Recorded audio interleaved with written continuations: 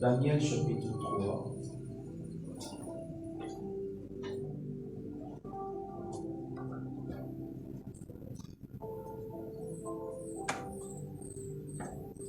Daniel chapitre 3, on commence par le verset 1, tu descends, c'est là où nous allons nous arrêter. Amen. Je lis la parole. Le roi Nebuchadnezzar fit une statue d'or haute de 60 coudées et large de 6 coudées. Il l'adressa dans la vallée de Dura, dans la province de Babylone. Le roi Nebuchadnezzar fit convoquer les juges, les trésoriers de la province, pour qu'ils se rendissent à la trappe, les intendants et les gouverneurs, les grands juges, les trésoriers, les jurisconsultes. La statue qu'avait élevée Nebuchadnezzar. Un héros cria à haute voix, « Voici ce qu'on vous ordonne. Au moment où vous entendrez le son de la trompette, du chalumeau, de la guitare, de la sambuc, de la cornemuse et de toutes sortes d'instruments de musique, vous vous prosternerez et vous adorerez la statue d'or qu'a élevée le roi Nebuchadnezzar. » Dieu aussi a la loi, mais derrière la loi de Dieu, il y a la justice. Souvent, les hommes s'appuient à la loi. Vous savez, la loi nous condamne beaucoup. La loi nous amène à poser des actes qui ne sont pas aussi droits. La loi, par exemple, dans nos villages, la coutume aussi, c'est une loi. Et lorsque, dans la coutume, on vous impose de faire quelque chose, même si la chose n'est pas vraiment beau à voir, mais vous êtes obligé de le faire parce que c'est la loi. La loi pousse les gens à poser des actes qui sont, des fois, hors la volonté de Dieu. Alléluia. Le roi Nebuchadnezzar élève un statut. Vous savez, dans le jour d'aujourd'hui, à cause de la loi, beaucoup de gens ont perdu leur vie, ont perdu même le royaume des cieux. Alléluia. À cause de la loi, beaucoup ont perdu le royaume des cieux. La loi, en quelque sorte, c'est comme quand la loi s'installe dans une personne, ça s'accompagne d'une foi démoniaque. Même si la chose n'est pas bien, mais la personne a toujours la foi par rapport à cette loi-là. À l'exemple de nos frères et sœurs aujourd'hui qui prient, vous pouvez voir quelqu'un qui va dans une église où il voit qu'il n'y a pas Dieu, mais à cause de la loi, parce qu'il est attaché à cette église, il ne veut pas quitter. Même si on lui présente le danger, mais il ne veut pas quitter. Exemple simple, nos bien-aimés qui sont dans les religions, même s'ils voient le danger comment, pour eux, ils sont dans la loi, ils vont rester là. Même s'ils voient la mort, ils continuent, parce qu'ils suivent la loi. La loi est très dangereuse. Alléluia. La loi est très dangereuse. Lorsque vous regardez même dans une nation, et quand on instaure une loi, on avait installé une loi ici, la loi là était sur l'autorisation du mariage gay, qui comprennent que la loi peut amener à la dérive, mais ça n'adhère pas. Alléluia. Regardez le roi Nebuchadnezzar. À cause du pouvoir, à cause du succès qu'il a, et il élève juste un statut. Un 4 matin, il dit que tout le monde va admirer ce statut. Avec quoi?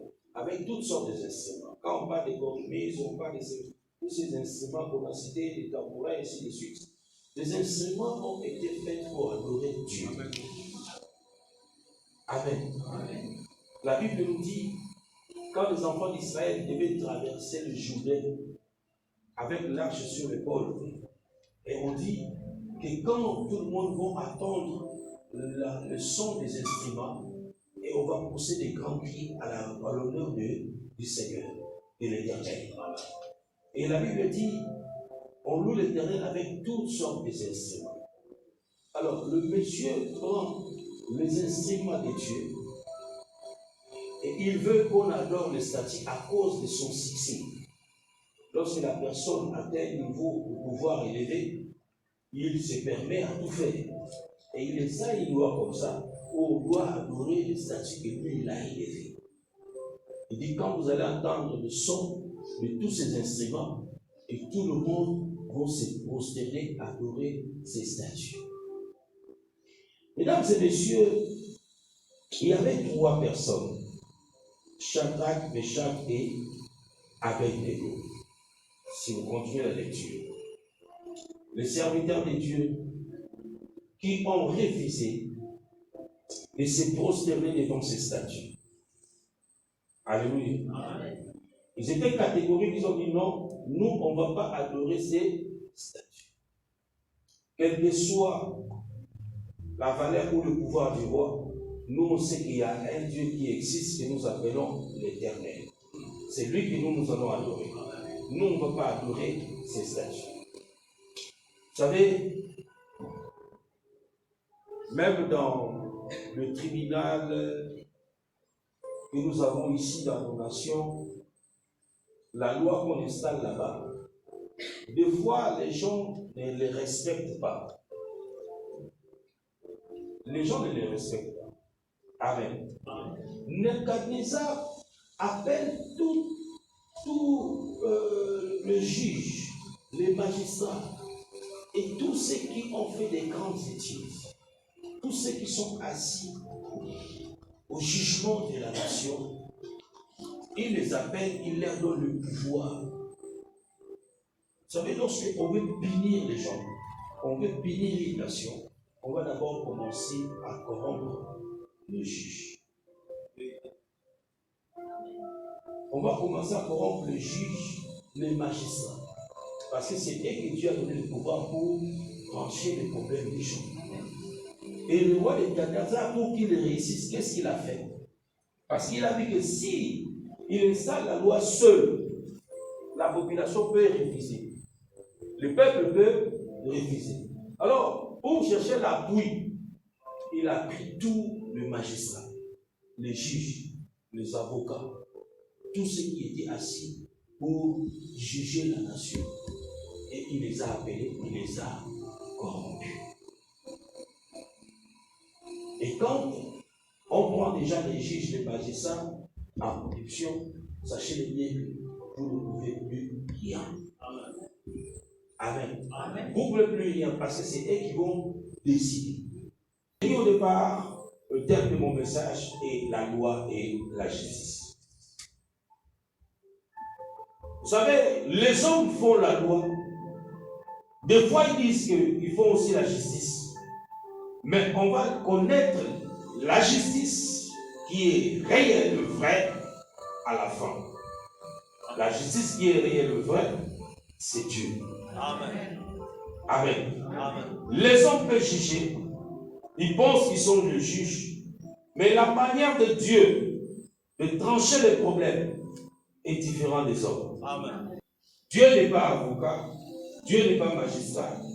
Dieu est différent de tous les hommes de la loi. Amen. Dieu, c'est la justice. Amen. Amen. Amen. Mais rempli de corruption. Dieu sait faire la justice pour ses enfants. Amen. Quel que soit ce que le monde va organiser contre toi, lorsque Dieu se lève pour faire sa justice, amen, Dieu tranche les problèmes spirituellement. Amen. Quand Dieu tranche les problèmes, vous n'allez pas comprendre comment il va les trancher. La manière de Dieu de trancher les problèmes, c'est de mettre fin à cette situation-là.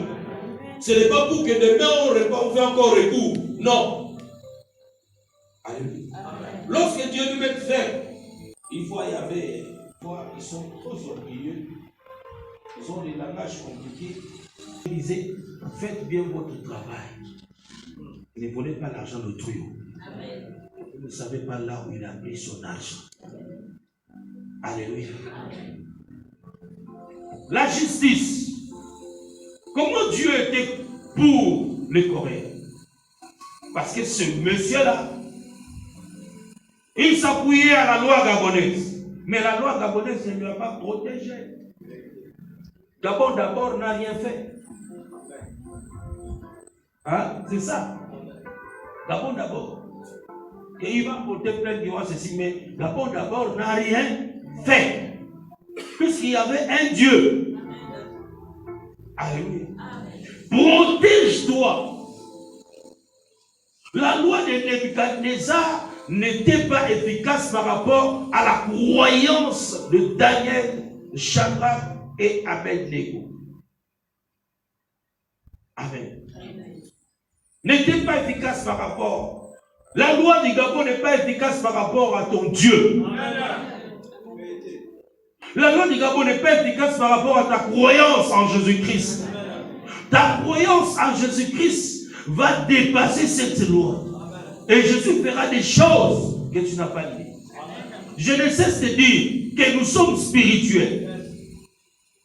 Je le dirai à chaque fois que je vais prêcher, je vais toujours glisser ces mots, que vous compreniez que vous êtes d'abord spirituel, avant de porter ses habits à chair. Bon, quand le bébé est dans le ventre, j'ai un bébé dans mon ventre. Est-ce que toi tu peux le voir pendant que tu es debout là? Si tu regardes comme ça, tu vois dans mon ventre, c'est que tu n'es plus normal. C'est que tu es devenu esprit. Hein? Et tant que tu as la chair comme ça, tu ne vois pas. Mais c'est ton esprit qui peut voir dans les ventres. Comme je fais une prophétie encore gentille à une fille qui avait un bébé dans son ventre qui était un garçon, effectivement, cela a été vrai. Le programme avait confirmé. Mais ce n'est pas moi qui dis, mais c'est mon esprit qui avait vu l'enfant qui était dans son ventre. Amen. Et le ventre n'était même pas gros. Elle était comme ça, normale. Personne ne pouvait savoir qu'elle était enceinte, mais c'est Dieu qui m'a montré qu'elle était enceinte. Alléluia. Alors, si vous arrivez à regarder le ventre de quelqu'un, d'une femme, et vous voyez les bébés comme ça, c'est que vous êtes esprit. Amen. Normalement, vous ne pouvez pas voir. L'homme est spirituel. De deux, quand le bébé est dans le ventre de maman, est-ce qu'il parle? Est-ce qu'il pleure? Est-ce qu'un esprit peut pleurer? Un esprit peut parler? Mais il vit. Ok? Il vit. Mais il est esprit. Amen. Créons l'homme à notre image, à notre semblance, à notre esprit. Et le fœtus là qui est là, c'est un esprit. Voilà pourquoi on dit qu'il ne faut pas verser le sang. Amen. Lui, quand ça commence à se former dans le ventre, c'est un être humain. Il faut faire attention. Donc, tant qu'il est là, dans le ventre, il est esprit. Il vit. Mais il ne peut pas parler. Amen, amen. Il ne peut pas parler. Mais il y a dans la médecine l'échographie qui le voit. L'échographie là, c'est spirituel. Parce que moi, je ne peux pas voir. Même les médecins ne peuvent pas voir. Mais l'appareil qu'il met là, qu'il regarde là, cet appareil-là est spirituel pour regarder dans le ventre. Amen. Ah oui, cet appareil-là est spirituel pour voir l'enfant qui est dans le ventre. Mais qu'est-ce qui va se passer? Quand l'enfant sort du ventre, c'est là où il pleure. C'est là où il parle. L'esprit maintenant veut s'exprimer. Amen. L'esprit dans le ventre. Mais pour que l'esprit parle, l'esprit a besoin de la voix de Dieu. Amen. Tu as gardé ton cœur, tu as gardé ton courage, tu n'as pas touché au fétiche, tu n'es pas allé chercher des gris quelque part pour t'appuyer. Tu as dit non, je souffre, mais tu as dit non, malgré ma souffrance, je reste comme ça. Amen. Malgré ma souffrance, je reste comme ça.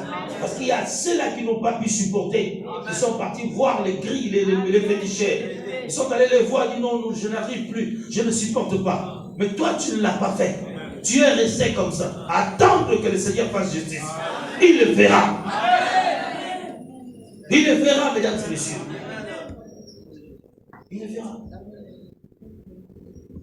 N'ayez peur de rien. Mais quand il y a... La loi, c'est les hommes. La justice, c'est Dieu. La justice, c'est mieux. Et quand il le fait, même les hommes qui ont installé la loi auront peur de toi. Alléluia. Auront peur de toi. Pourquoi élever un statut dans une famille? Pourquoi adorer un Dieu qu'on ne maîtrise pas? On doit adorer un Dieu qu'on maîtrise. On connaît. Vous savez, si on ne vient pas à l'église, on va se faire du mal parce qu'on a besoin de faire grandir notre spiritualité. On a besoin de grandir notre spiritualité parce qu'on est spirituel. Les jours passés, j'avais enseigné que si on sacrifie un enfant, même s'il n'a pas l'argent, la personne le sacrifie. Qu'est-ce qu'on sacrifie? C'est l'esprit. C'est son esprit qu'on donne quelque part. Et quand on donne cet esprit-là, pourquoi l'argent vient? Pourquoi ces derniers gagnent l'argent? C'est que l'enfant a été riche. C'est que son esprit était puissant. Alors nous, on vient à l'église, c'est pour nourrir notre esprit. Pour que notre esprit soit fort. Pour que notre esprit ne soit pas manipulé par les gens. Il y a des hommes que Lucifer a déjà corrompus, a déjà achetés sur cette terre, mais qui ne nous influencent pas. Amen, amen. Qui ne nous influencent pas. On voit beaucoup d'influence. On voit beaucoup d'influence, on nous influence. Oui, d'accord, on peut avoir des petits matériels, on a besoin, mais je ne veux pas aller sacrifier mes enfants pour acheter une voiture qui va démoder demain après-demain. Tu ne veux pas aller sacrifier ton enfant, tu regardes l'enfant, tu es aussi tranquille, tu lui regardes. Tu sais que son intelligence est restée quelque part pour que tu loues une voiture qui va crever demain. Que les Ibans ont fabriqué là-bas en Europe, qui va percer les roues demain, qui sera démodé demain. Rouler la voiture comme Marc Momo en 1960, si tu peux rouler ça aujourd'hui. Ça peut être là-bas, garé. Rouler ça. Si qui va te regarder? C'est un gardien même qui peut rouler ça.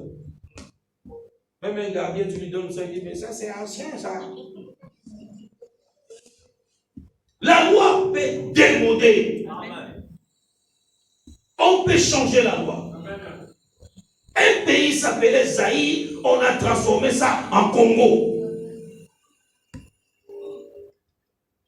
Hein? La loi peut changer. On peut transformer la loi. Et toi tu installes. Et puis Dieu peut dire non, je change ça.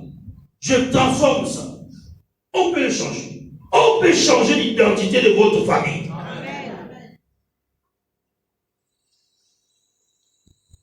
On peut transformer la griffe de votre famille.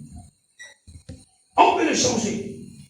En 2023, Dieu t'a choisi pour valoriser ta famille. Dieu t'a choisi pour donner un mot de valeur à ta famille. Amen. Et tu peux le faire. Amen. Tu vas le faire. Amen. Tu vas le faire. L'identité de ta famille va changer. Amen. Les gens doivent commencer à vous respecter. Amen. Si on avait dit que dans cette famille, vous n'allez jamais vous en sortir. Regardez, mesdames et messieurs, vous regardez toute une famille, c'est comme s'il y a un problème, un monument qui est assis là. Hein? Comme si on a 5 statues qu'on a élevées. Les statues là, dans ces statues là, pour avoir le mariage, il faut se procéder sur ça. Pour avoir le travail, il faut se procéder sur ça. Pour avoir la santé, il faut se procéder sur ça. Pour avoir ça, il faut se procéder sur ça. Ces statues là. Mais malgré que tu te prosternes, on ne te donne même pas les mariages. On te donne les publicités. On te donne des copains qui viennent promesse y part, promesse y part, promesse y part, promesse y part. On te détruit la vie avec des espoirs inutiles. Et on te fait perdre le temps inutilement. L'âge avance et puis tu restes là en train de regarder. Mais qu'est-ce qui m'arrive aujourd'hui? Amen. Qu'est-ce qui m'arrive aujourd'hui? Mais cela n'est pas normal. Il faut sortir de là. Quelque chose ne peut pas persister longtemps comme ça. Amen. Alléluia. Ça ne peut pas persister longtemps comme ça. Vous êtes dans une famille, quand vous regardez bien, depuis le grand frère, l'aîné, jusqu'au dernier, personne n'a acheté même un terrain. Si ton frère a acheté quand même, gloire à Dieu. 2 ou 3, gloire à Dieu. Mais personne s'est marié. Personne n'a acheté un terrain. Personne n'a une vie stable. Maman, il y a un problème. Il y a un problème sérieux. Tu ne prends pas ça à la légère. Et des fois, on s'habitue avec, hein, on est là, on s'habitue tout ça. Non, c'est pas normal, il y a un problème sérieux. Amen. Il y a un problème sérieux. Il faut enlever cette honte-là. Tu peux l'enlever parce que Dieu est avec toi. Amen. Amen, amen. Amen. Dieu est avec toi. Des fois, c'est un peu bizarre. On dit, bon, je peux engager aussi à n'importe qui des messages comme ça pour choisir aussi la personne qui peut épouser. Mais vous savez, si le temps passe, là j'avance, Dieu peut agir dans votre choix, dans votre demande, dans vos agissements. Le Seigneur peut s'introduire, il bouleverse les choses, il agit. Amen. Vous rencontrez quelqu'un, il n'a pas de moyens, mais il vous donne tellement de l'amour. Son cœur, il vous donne de l'amour. Mais vous cherchez quoi? C'est l'amour, non? Ok? Personne ne s'est marié. Mais on se retrouve à un moment où là, je commence à avancer, 30 ans, il dépasse 30 ans, tu trouves quelqu'un qui t'aime beaucoup. Il dit, je vais t'épouser. Et toi, tu dis, non, lui ne me plaît pas, il n'a pas l'argent. Mais qu'est-ce que tu cherchais? L'argent ou le mariage? Tu ne vois pas que le diable est embrouillé. N'est-ce pas? Parce que quand tu as prié là, tu as cherché quoi? Les mariages, non? Vous priez ici, le Seigneur, donne-moi les maris, non? Donne-moi les maris. Vous croyez que tout le monde qui a l'argent là, ils ont pris l'argent facilement. Les hommes que vous attendez qui viennent avec l'argent, vous savez comment ils ont fait pour avoir l'argent? Et là, c'est lui qui a grandi avec son gars dans la souffrance. Il a vu comment il a son argent. Mais pour toi, il est déjà trop tard de grandir avec quelqu'un dans la souffrance. Parce que l'âge que tu as là, l'autre, tu as déjà gagné. Si Dieu peut le c'est lui qui l'a envoyé. Est-ce que vous et moi, Dieu peut envoyer quelque chose de mauvais? Dieu ne peut pas envoyer quelque chose de mauvais. Amen. Il ne peut pas envoyer quelque chose de mauvais. Puisque j'ai prié, je lui ai donné, il m'a donné. Ce qu'il m'a donné, c'est l'apparence extérieure qui me montre que c'est mauvais. Mais ce n'est pas mauvais. Amen. Mais toi, tu vas attendre quelqu'un qui a des enfants plein là-bas, qui a sa femme là-bas. Celui-là, parce qu'il a l'argent, il vient vers toi. Oui, il va divorcer. Il va venir chez toi. Mais sache-le bien, tu vis en rivalité. Les enfants là, les chaussures des enfants là, les unis avec l'ancienne femme. Et toi, tu vas faire ça. Après quelques années, maman là va revenir à la maison. Or, au jour d'aujourd'hui, la rivalité, c'est pas bon. C'est un truc à de nos parents, mais pas maintenant. Ça, pas maintenant, ça ruine la vie, ça ruine la famille, ça ruine tout. Et ça vous rend pauvre, ça vous casse la famille, les gens peuvent mourir, et beaucoup de mauvaises choses s'installent. Donc, il faut faire très, très, très attention dans la vie. Lorsque vous demandez quelque chose à Dieu, Dieu n'est pas fou. Dieu va te donner quelque chose de meilleur. Moi, je pense que Shadrach, Meshach, Abednego cherchaient l'élévation, cherchaient que le Seigneur les élève. De quel moyen le Seigneur devait les élever? Il fallait qu'ils passent dans la fournaise avec. Amen. Il pouvait dire, mais nous, Seigneur, on commence à nous jeter dans la fournaise. On passe pas se prosterner devant les statues. Sinon, on va rentrer dans la fournaise. Il pouvait dire ça. Ils ont dit non. Même si on va rentrer là, on va. Mais hors la fournaise, là, c'était pour l'air élévation. C'était pour l'air gloire, leur élévation. Tout ce que tu demandes à Dieu, donne-moi le travail, donne-moi le travail. Un quatre matin, on t'appelle. Bon, viens. Un petit travail ici que tu vas faire. Quel est le travail? Bon, tu vas rester dans les rayons du magasin. Tu commences seulement à vendre. Et tu commences seulement à essuyer des choses dans les magasins. Ah, Seigneur, le travail que moi j'avais demandé, c'est ça là. Je suis les choses dans les magasins.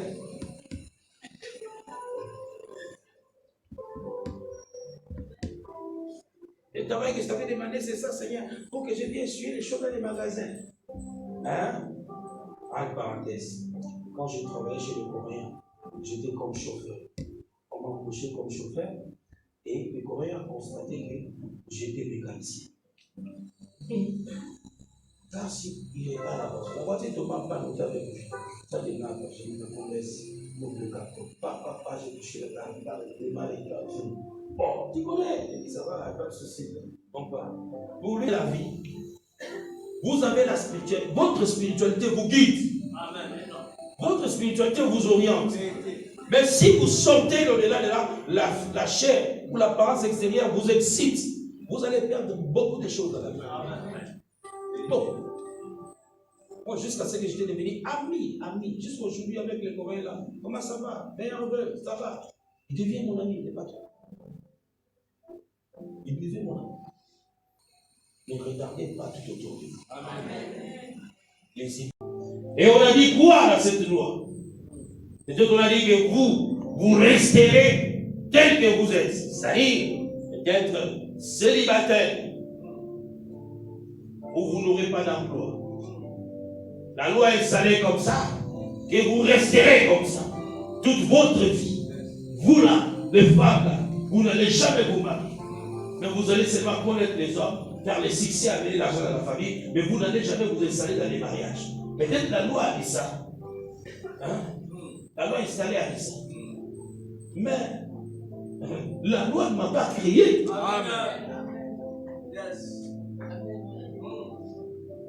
Celui qui a installé la loi, c'est un être humain comme moi. Parce qu'il a une influence de la terre soutenue par les hommes pour qu'il devienne héros, qu'il soit fort. Et l'appui de ces hommes lui donne l'audace de parler des choses qui ne sont pas droits contre toi et d'installer ça dans ta vie. La loi négative, la loi de la sorcellerie, veut que toi, tu sois esclave. Le pape Jean-Paul II, à l'époque, venant en Afrique, c'était au Ghana, il a dit, le plus grand problème que les Africains ont, c'est la sorcellerie. La sorcellerie, c'est une spiritualité qui retarde le succès de l'être humain. Le pape l'a dit. Vous savez, les prêtres sont plus spirituels même que beaucoup de pasteurs. Je vais m'expliquer, vous allez comprendre. Ceux qui sont spirituels, parce que l'esprit c'est quoi? L'esprit c'est le canal par lequel la chair est sortie. L'esprit c'est le canal par lequel la chair est sortie. Créons un homme à notre image, à notre ressemblance. Mais nous, on s'appuie plus sur la chair que sur l'esprit. Quand on vient à l'église, on s'appuie plus sur la chair.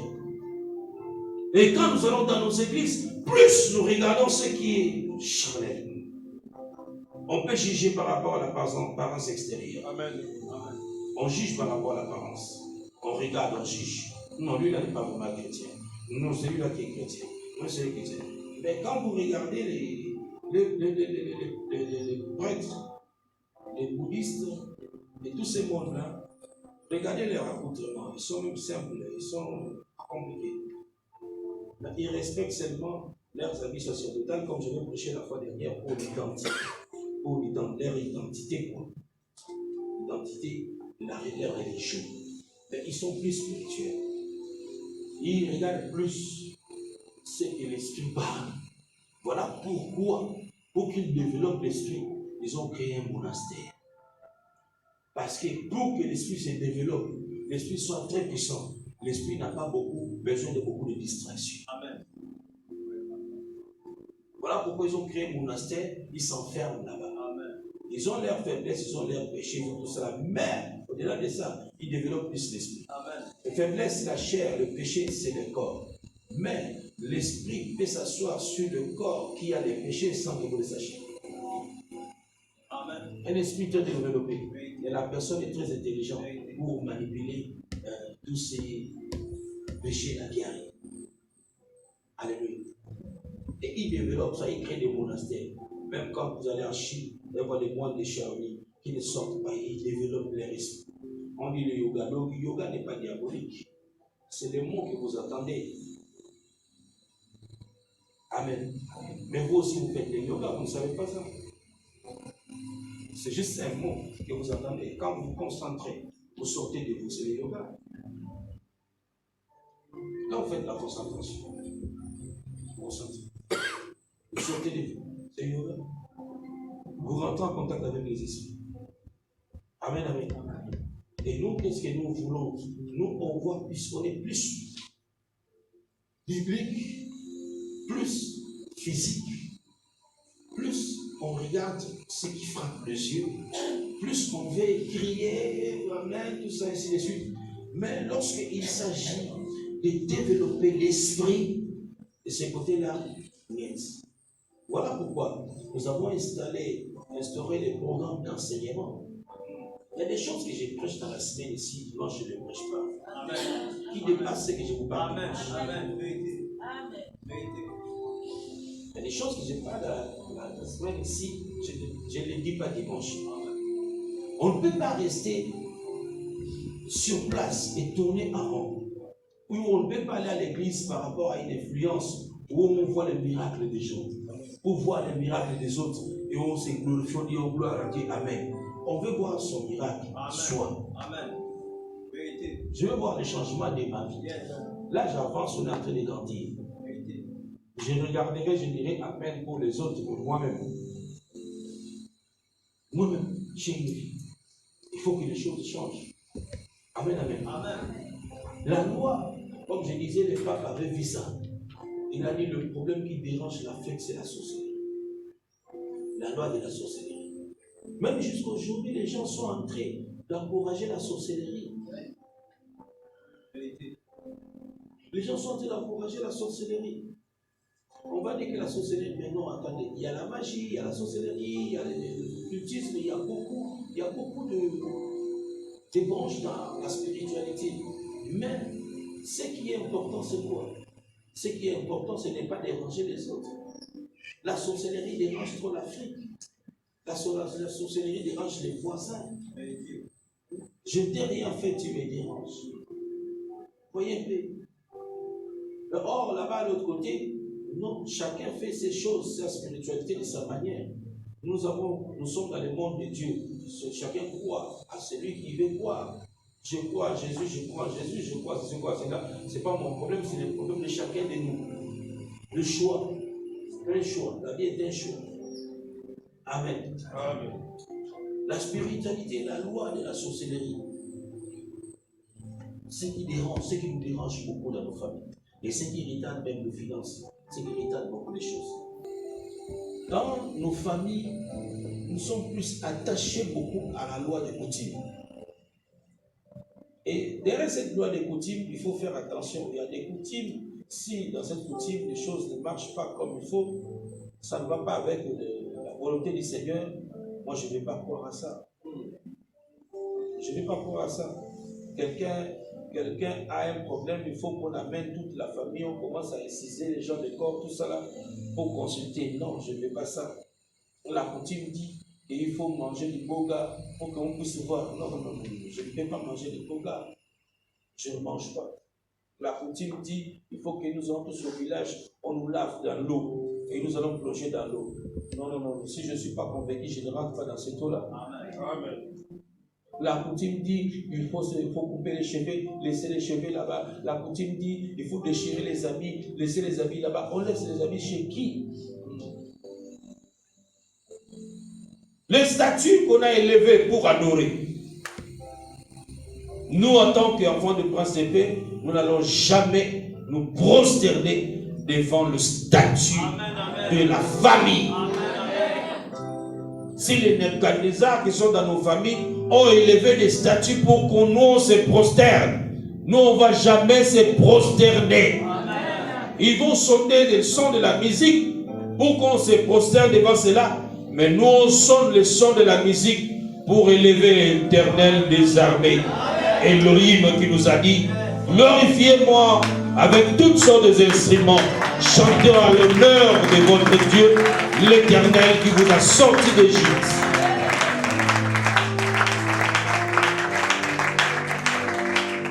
Amen, amen. N'ayez pas peur. L'année 2023 où tu es rentré, l'Éternel a commencé à nous dire depuis le début que nous ne serons plus esclaves de la loi des coutumes des femmes. Nous ne serons plus esclaves. Le statut qu'on a élevé dans votre famille pour que les gens adorent, toi tu ne vas pas l'adorer.